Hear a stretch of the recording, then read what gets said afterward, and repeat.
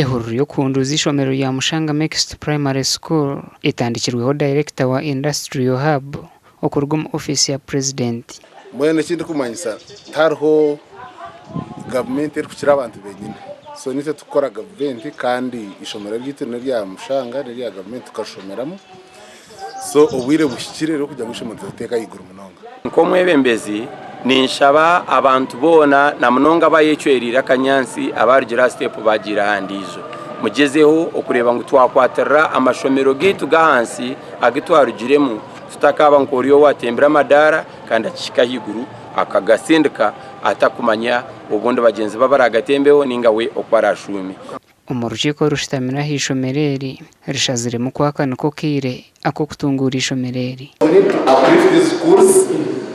Education, ebonere, health y'abana, ebonere, na n'entasi. Twinafutana kabunza kumanigiriza abantu mu byacu, bentasi ya, no kutakora, tiko nafutana hari munonga. Songera ngo twatanise turebe ngo nko kwagira ngo ageterine ngo gatigufa. Raymond Akankwasa, uri director wa Industrial Hub mu office ya president, ahireyo miliyoni 15 kwero kunduza ishomereri kandi hururu yo kurunda n'izindi eriyo negumizamo. Mwe msese cha Mushanga obachi ragari mwezi witu erisho boro za kushayininga no kushayininga.